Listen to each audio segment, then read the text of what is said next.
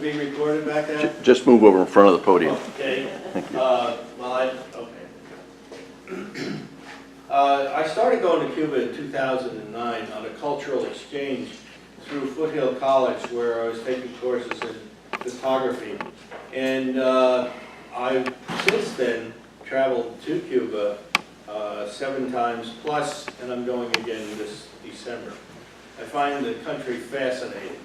And since we've been going that many times, we've gone not only to Havana and Cienfuegos and Santiago, but many of the smaller towns on the eastern part of the country, out by Guantanamo Bay, and I'll touch on that in a minute.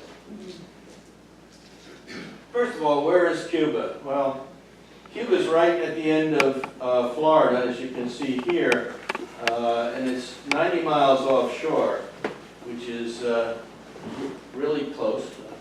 Well, this doesn't work on that. Oh, how about that? And you see Florida, the peninsula of Florida, hanging down almost like a dagger at Cuba. And many of the Cuban people feel that way, that it's only a matter of time before the United States invades Cuba again. I don't think that's going to happen. The island itself is about 750 miles long and about 50 miles wide. It's a little shorter than 750 or a little longer, and it, of course, goes 50 to 100 miles wide. And you can see the Strait of Florida there. That's the 90 miles between us and them. It's amazing the amount that we don't know about Cuba. You know, we know about Canada. A lot of us have visited Mexico. Very few of us have visited Cuba because of the restrictions. And it's really too bad because, as the talk says, they're our next nearest neighbor. And they're big. They have 11.5 million people on the island. Ooh, let me back up one. They're heroes. They have 4 main heroes: Jose Marti, Fidel Castro, Che Guevara, Camilo Cienfuegos, and one I haven't listed is Charlie Chaplin.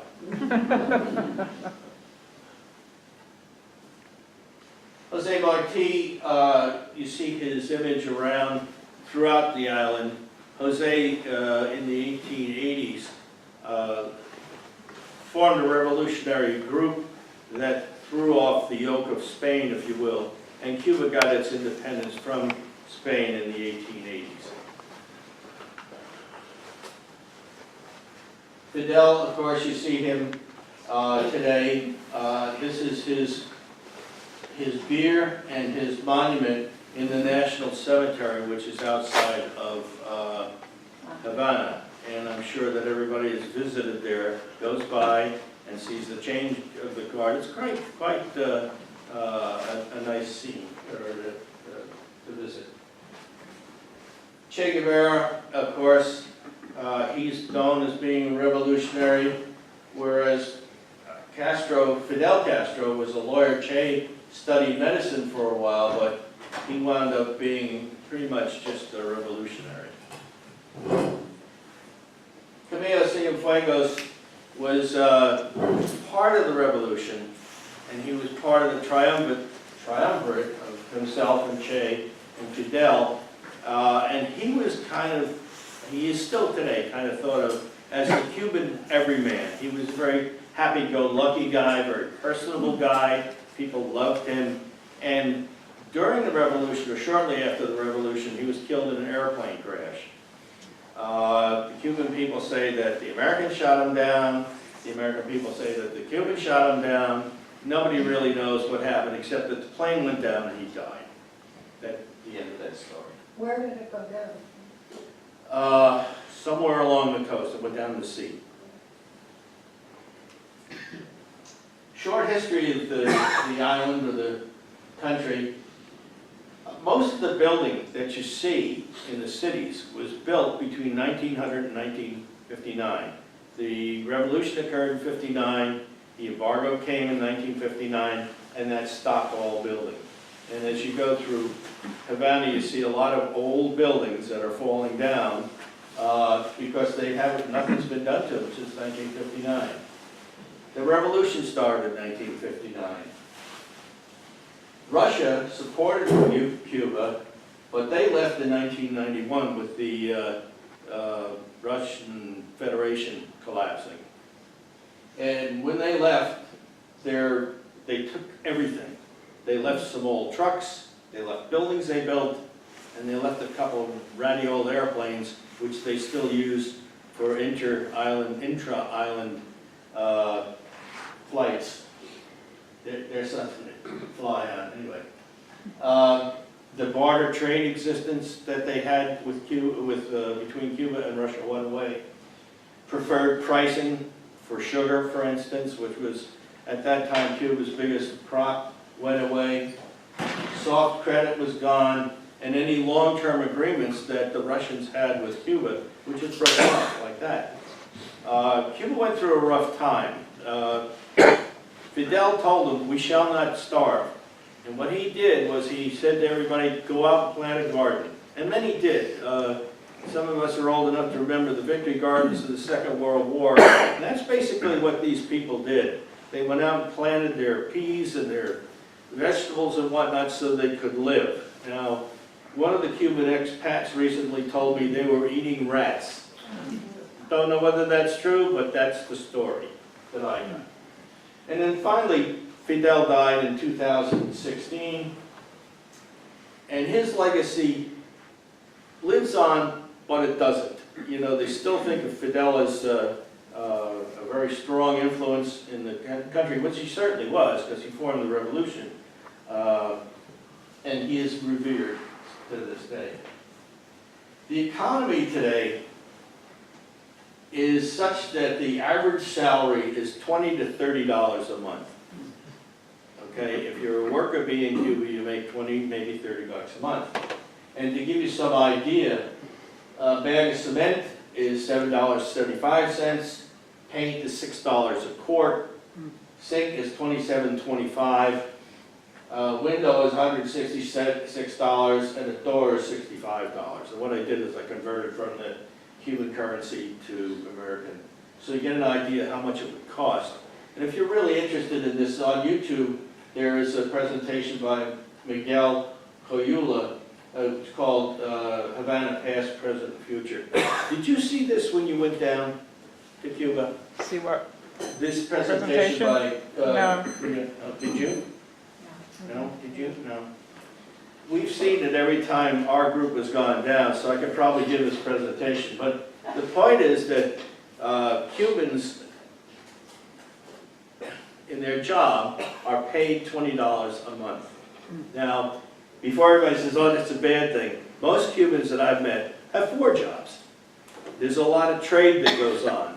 If you're an electrician, you might trade wiring somebody's house for a can of paint or whatever. There's an awful lot of trade that goes on in the country.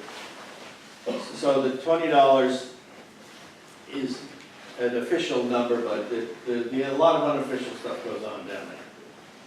So you wonder how they do it, how the country does it. They export sugar, nickel, tobacco, fish, medical products, citrus fruits, and coffee. They also export talent. They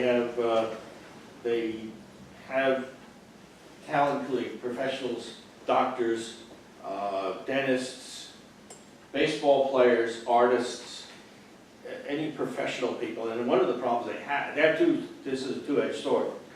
They don't have enough places for all these people to work.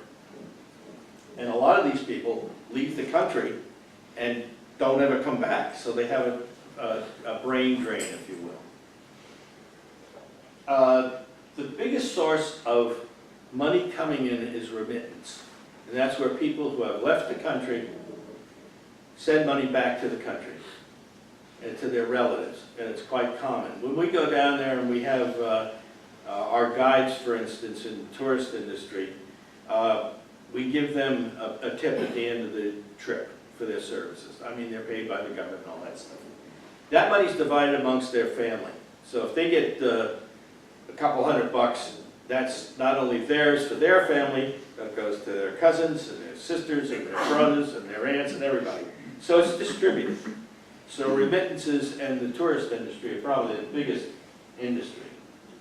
They do have a lot of self-employment, particularly in the last 5 years. Casa Particulares, which is a bed and breakfast. And one of the things about the Casa Particulares, and they range anywhere from $25 to about $45 a day, and they'll include a breakfast. All the people that have these Casa Particulares know each other. So if you do anything untoward when you're in a stay, when you go to the next town, you don't have a reservation anymore. Nobody knows your name. It's funny. No, well, it's not funny. It's probably a good thing. But if you go and tear up the place and tear down the ceiling and all that stuff, you're in real trouble because you're not going to have any place to stay from there on in. The other thing is, if you do go to Cuba and you stay in a Casa Particular, you should be aware that when you take a shower, you're using that individual's allotment of water. So you take a 40-minute shower, it's kind of frowned upon because they don't have that much water down there in these towns. And in some of the towns where they have 2 and 3 stories of apartments, you'll see them drop a bucket down to the water truck and they fill that up and then they pull it back up and that's their water for the day for drinking and cooking. So beware. The other thing they do is they have paladars, which are restaurants. And the way this started out, when I first went down there, a paladar was a family-owned restaurant. And as a family-owned restaurant, it had to be in your house. You had 2 tables, 8 chairs, and the only people that could work there were your family members. That's it. The other restaurants they have are government-run, but they're not for the Cuban people. So you have a full restaurant, and then you have these paladars, and nothing in between, originally. Raul Castro, when he came to power, said, come on, let's open this up. And they said, if you want to open a restaurant, you can. And most of the people who had paladars just opened the front doors and put more tables out in the street and started hiring people as additional cooks and waiters and dishwashers and whatnot. And I was concerned because we've eaten a number of these, and I've looked in the kitchens, and the kitchens are spotless. I was very, very, very pleased about that. As I said, they trade labor for everything. If I'm a welder and you need welding done, maybe you can lay bricks for me, on and on and on. And they have flea markets. When I first went to Cuba in 2009, no flea markets. Then they started having flea markets and they'd sell all kinds of stuff, toilet seats, tissue paper, coffee pots, all kinds of stuff. And it was legal. So the government periodically would shut the flea market down. They'd come out and raid them and slap them on the wrist and say, you got to pay a fine, no more of this flea market stuff. And then as time went on, they said, well, okay, you can have flea markets. And now they have lots of flea markets. And they trade everything there. Now, the government's not all bad. They provide free education through graduate school. You have to take tests, of course, if you want to be a lawyer or a doctor or a dentist. But as long as you can pass the test, they will take you up through graduate school. They have trade schools, which I find interesting because the trade schools teach everything. They teach welding, they teach woodwork, they teach ceramic work, bricklaying, lots and lots of trade schools. And the trade schools are roughly 2 years long. With the first year, you go in and watch the other people work and you read books, and in the second year, you're actually doing hands-on. The population of the trades are 40% women, 60% men, no matter whether they're laying bricks or doing welding. And the instructors are also in the same ratio, 40% women, 60% men. So I found that very interesting. They have free medical care, which starts at home visits by doctors and nurses through what they call a polyclinic. If you fall down and break an arm or you cut yourself, they send you to the polyclinic, which is like a what am I trying to say here? Care unit, emergency care unit, I'd say. And if your arm gets infected and they can't fix it, then they send you off to the hospital. Now, the hospitals are good, and I think some of you probably remember this guy, Hugo Chavez from Venezuela, when he was being treated for cancer, was treated in Havana, and they have a very good hospital in Havana for doing that. But I think, like in any society, the elite are going to be treated best. It's just, it is what it is. Probably the same thing here in the United States. They have senior citizens care, which is pretty good. For 47 cents a month, senior citizens can go to these centers. They have to be ambulatory, but they get there. And they have 3 meals a day plus primary medical care. So it's a facility where these folks, some of us our age, can go and visit with their friends and get fed and have medical care, which is a good thing, I think. Every family gets a food ration card, and that provides 80% of your monthly requirement. It's primarily beans and eggs and rice. It's not filet mignon or anything like that. And they have to scratch for the other 20%. But most Cubans scratch pretty well. They're very creative people. The thing about the ration cards, I don't know whether this is still true, but when I first went down there, if you've got a ration card and you live in Damascus, you could use it in the local store, buy eggs and rice and beans. But you couldn't use it over in Wisconsin. It didn't work there. It only worked in your hometown. And the reason they did this was to control the population. They didn't want people moving around the country because most of the people in the country wanted to go to the city because that's where all the jobs were. Just like China today and also the U.S. The people. They're just delightful people. This is a picture I took. This is one of the first pictures I took when I first got to Cuba. And I was on the street, and I asked this woman if I could take her picture. She said, no. I said, oh, come on. She said, no. I said, I came all the way from California. I said, first the United States. She said, no, no, no. I said, I came from California. And she threw this attitude, and she says, okay. And I clicked this picture. And I really like it. And 2 years later, I had this picture on exhibit all by itself. It wasn't in context with anything else. And a fellow came running up to me and he says, Cuba, Cuba. I said, yeah. I said, how do you know? He said, I'm from Havana. I can tell it's Cuba. But it's everything in Cuba. It's her attitude. It's the paint washed on the wall that you'll see all over Cuba. It's the old car. It's Cuba in its entirety to me. This is one of the fellows that was in the senior citizens home, and I just took his picture because he had such a strong countenance here. This guy walked in off of Central Casting, I swear. We were on the beach, and this guy comes along. I said, I got to get his picture. And he struck this pose, and you know, he had his fish, he had his weight belt, and he had his spear gun. And all 3 of these pictures were not taken with my expensive camera. They were taken with a pocket camera. There you go. And this is just more people. A fellow sitting, he was weaving hats, and just a family through a doorway.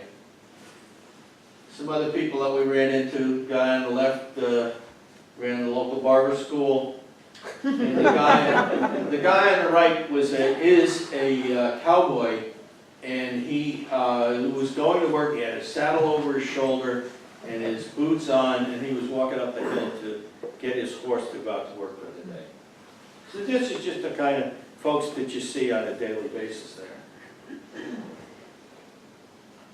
Training. I talked a little bit before about the training schools. You can see the fellow on the left was learning to fix a chair. The fellow on the right was a metal worker.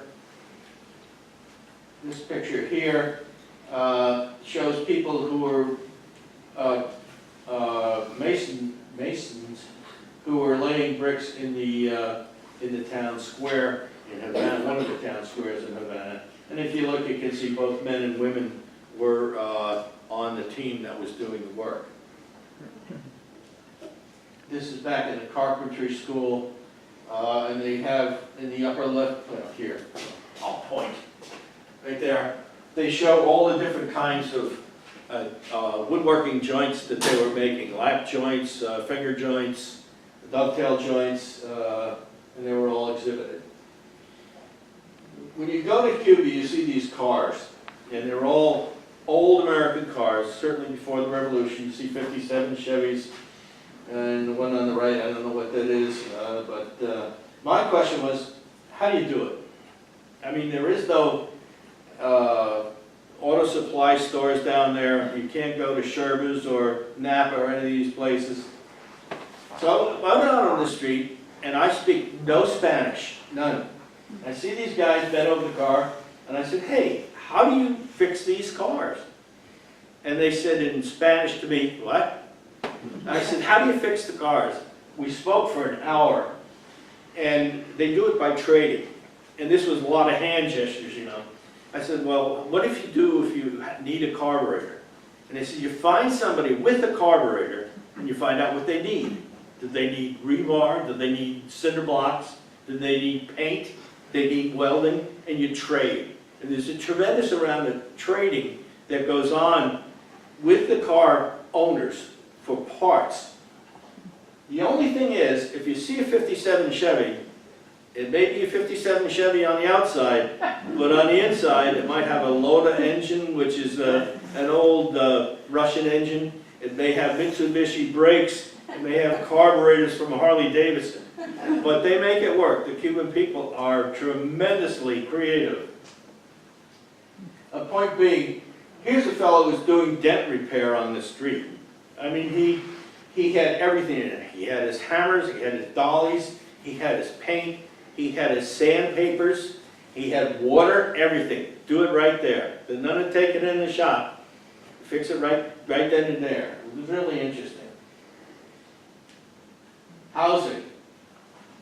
When we first went down there, if you wanted to sell your house, you had to find somebody who wanted to buy your house and move into your house, and you could only swap houses. So if somebody was in the city, somebody was in the country, and they wanted to change houses, they could only do it on a direct swap. Okay? That's changed, and I'll go into that in a minute. But the other thing is the squatters were given their residences about 2 years ago, I think. Again, the government says, okay, if you're in the, if you're in a building and you're on the 3rd floor and you've lived there for a period of years, you own it. You own it now.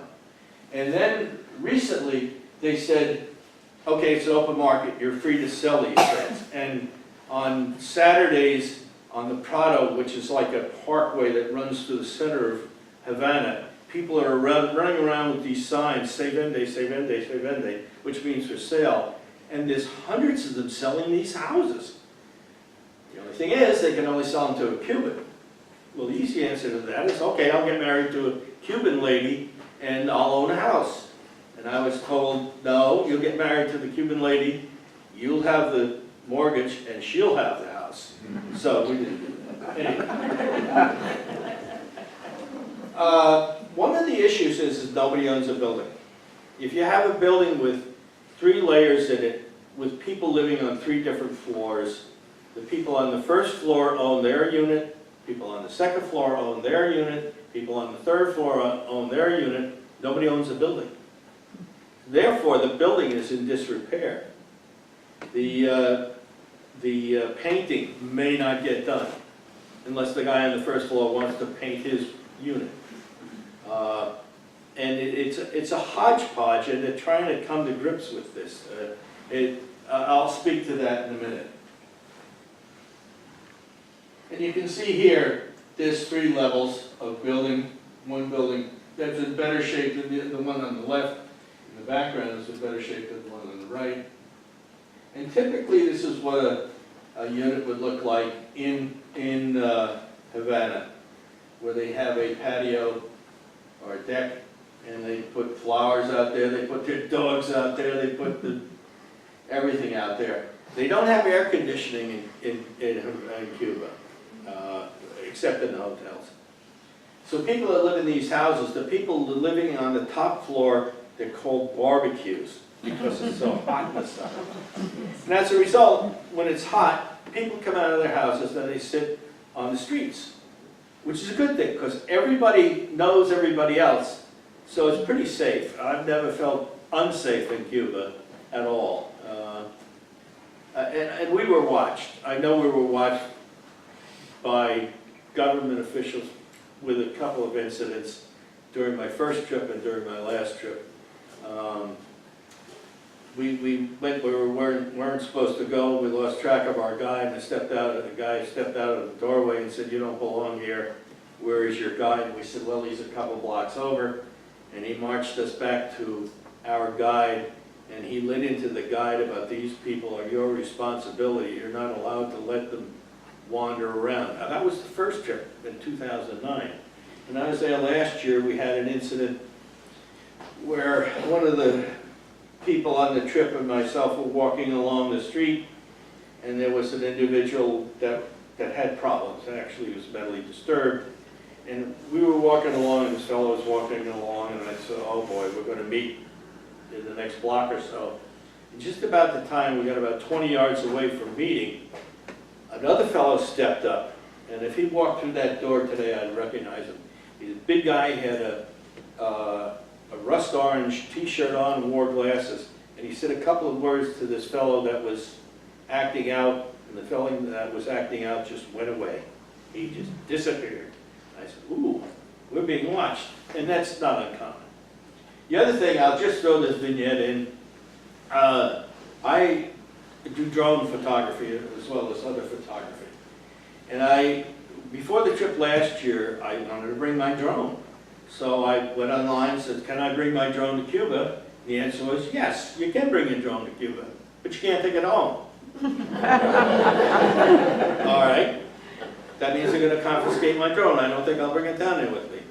And it's funny, we were in Santiago in a hotel, and I saw a red light go up, and I said, "Oh, that's a fireworks. We're going to have fireworks tonight." Red light went up and came over and went back and down. So somebody in Cuba owns a drone, and I suspect it's the government. I asked around, I asked the Cuban photographers if they do any drone photography, and they said no. I said, "Well, do you know anybody that does drone?" "No." So I guess it was the government looking at us, but that's all right. The religion, the religious, the primary religion in Cuba, of course, is Catholicism. And 67% of the people say they're Catholic, and I think the other 33% just say, "I'm nothing," or "I'm something else." The Catholic religion in Cuba has been, let me rephrase that. The lady on the left is a Santeria. And what they are a religion that came from Haiti in the late 1790s. There was a slave revolution in Haiti, and a bunch of the Haitians came over to eastern Cuba, and they brought this Santeria religion with them. And Santeria is an animistic religion. It has 4 primary gods. I don't remember who they are. But what they've done is synchronetically infuse them into the Catholic religion. The 4 primary guards, one of them is wound up as Michael the Archangel, and they kind of slipped them in and said, "Okay, we'll take our religion and we'll make them saints in the Catholic religion." And it's still carried on today. The lady in white will wear white for a year. She'll abstain from sex and some other things, and then she becomes a Santeria official. The picture on the right, and I wish you could see this, but there's a pumpkin here, and this gal was taking pictures. We were all taking pictures, and the pumpkin was in the picture. So the gal goes out and takes the pumpkin, puts it over here in the weeds. Well, that pumpkin was a sacrifice to one of the gods in that stream. And we said, what are you doing? You can't do that, can't do that. So she was in real trouble, and she put the pumpkin back. So I thought that was pretty cool. And you'll see things like what you see on the left, that's a Centuria fetish. You'll see these around the country, and sometimes you'll see them actually do an animal sacrifice, chickens and whatnot, blood sacrifice is part of that religion. And that's woven into the Catholic religion. Now, I'm Catholic, not practicing Catholic, but I know a little bit about Catholicism. And I don't know how they do this, but they do. I went into one Catholic church in Havana, and a fellow came up to me and said, you're not supposed to be here. You know, I'm not going to offend. I said, okay, I'm going to walk down. 2 years later, I'm walking down the same street, and a fellow came up and introduced himself. He said he was from Chicago. I said, well, what do you do here? He said, I've been here for 12 years, and I'm the priest in that church. And that church was the one I had been asked to leave a couple years ago. Okay. And I asked him, I said, well, what about this Centuria religion? He says, oh yeah, it's all part of the Catholic religion, so they accept it. If it works, good. The structure on the left is a church that's in Santiago, and there's been a church on that site since 1620 or something like that, way back when. When I visited this church the first time, it was a church. It wasn't in great shape, it was kind of a church.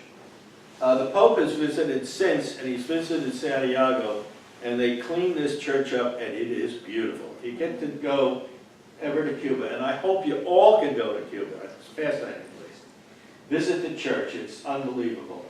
And the picture on the right, this was the first time I had seen a service in Cuba, and I was surprised by the number of people that came to the service. Everything from little kids up to grandma, grandpa, and the whole family. And the clergy is revered in Cuba. I mean, they're treated like rock stars. It's unbelievable. And I think it's good. Ballet. Cuba is really very positive on their ballet. They have a big ballet program there. They have ballets throughout the year. They have traveling groups. I met this little gal here. She performed in the ballet. During intermission, she was walking around carrying roses, and I had a co-worker whose daughter was in ballet, and I said, would you sign my program? She said, sure. You're very gracious. Turned out she's the prima ballerina of Cuba, and she was just common people, just folks.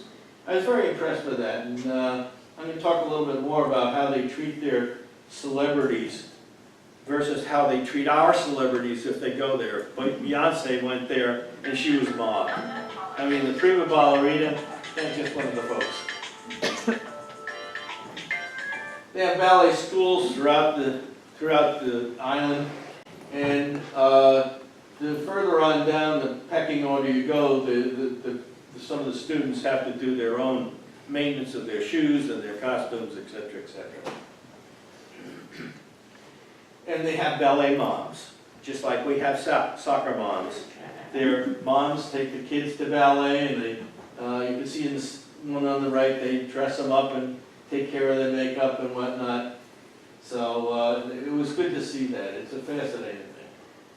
Their big holiday is May Day, May 1st. And they have it in the Square of the Revolution. And they packed about 2 million people in this huge square. And you can see the picture of the image of Jose Marti in the background. It starts at 7:30. Raul Castro spoke for 5 minutes. And it was over at 9:30. I mean, 2 hours, start to finish. And they get these 2 million people, well, a lot of them are in the stands and whatnot, to parade through, and they're from all over the world, from the communist parties all over the world. Very interesting. It's one of my favorite images, Viva Cuba, with the push broom and the Viva Cuba on a piece of cardboard which is nailed to a stick. It's also one of my favorites. The guy on the left is obviously a Cuban national, and the guy on the right is a Red Sox fan. So we get all kinds of folks up there, out there. It's pretty good. Now, they have a tradition. If it rains on May Day, it's supposed to be a very fortuitous year for everybody. And the day we were there, it poured. And this street is actually the Prado again. It's park that runs through the center of Havana. Kids were out there playing soccer. People were walking around, no umbrellas, just enjoying the rain. And I was fortunate enough to make this picture, which was won an award of a pedal cab that was going in the rain. So this was taken from the hotel we were staying in. So that's where Cuba is. That's what I've seen of Cuba. I'm sure there are other sides of it. One of the things we think about is, what's the future? Raul Castro headed the party, and he revised the Constitution, but he's 87 years old. Fidel's gone, now Raul's gone. He changed the Constitution to have a limit of 2 5-year terms for the president. He's the last of the old guard. They have a single-party system still, and a centrally planned economy, although they're moving more towards a socialistic, capitalistic economy. They have to have some kind of capitalist generation. The new guy is a guy named Miguel DiazCanel. Nobody knows that much about him. He's thought of as being a moderate. He's only 57 years old. He's gone on record as saying, we're not going to change anything. But anybody, president of a company, the new president, new CEO comes on board, he says, I'm not going to change anything. The first thing he does is start changing stuff. So I think there'll be changes. I don't think there'll be changes with respect to the United States. I think under Canel and Trump that things are going to stay the way they are for the significant future. Canel is liked by the populace, and his biggest challenge is still the economy. What are we going to do to move this thing along? What does Cuba need? They need energy. They have had a relationship with Venezuela where they get oil from Venezuela. And one of the ways they pay for this is they export doctors and whatnot to Venezuela. It's funny, when they export their talent, whether it to be Angola, South Africa, wherever, the contract is between the Venezuela or Angolan government and the Cuban government. So the money transfers to the government, and the government pays the doctor. So the doctor doesn't go to another country and all of a sudden start living a rich and happy life. He still kind of has to do with what he would do back in Cuba. But they do lead a better life. Excuse me. So energy is going to be a problem for them. They have no oil. They may get photovoltaics. Cuba has lots of sunshine. They're a big market for these replaceable energy sources, wind and particularly photovoltaics. And I think they'll get it from China. I think that's just a natural. They need investments in their infrastructure. Their highway system, their main highway system is like Route 1 out here. And I was saying earlier on to some of you that the way people get around is there's a guy out on Route 1 in a green uniform with clipboard, stands there.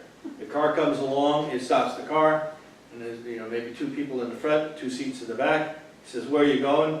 He says, I'm going to Wisconsin. He turns around and says, 2 people in front of Wisconsin? People get in, and off they go. And that's how they solve their transportation problem. I met a gal out by Cienfuegos, who was in a town called Ibarra.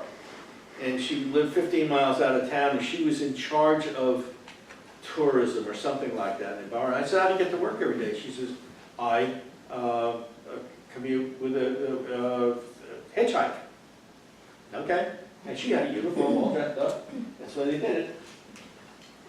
So they need infrastructure and they need transportation. The Cuban people themselves travel in buses or by train.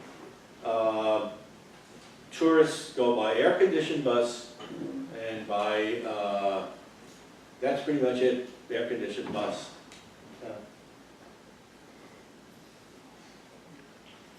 I know, is this the way Cuba is going to evolve? I hope not. Sloppy Joe's open since I was down there. It took them 3 years to build it. I was in that bar the first day it opened, first afternoon it was open, and packed. And not packed with Cuban nationals, but it's generating money for Cuba. So there you go. Are they going to have the Tropicana? They have the Tropicana, which they've had for 60 odd years. It's the same review that was there in the 1940s.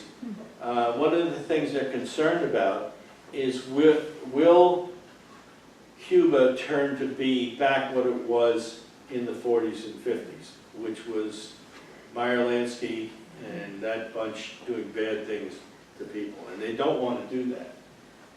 But it's a revenue generator. I think they probably will do something in the way of ecotourism. These are the famous snails they have on the eastern end of the island. Cuba has beautiful parks, huge parks.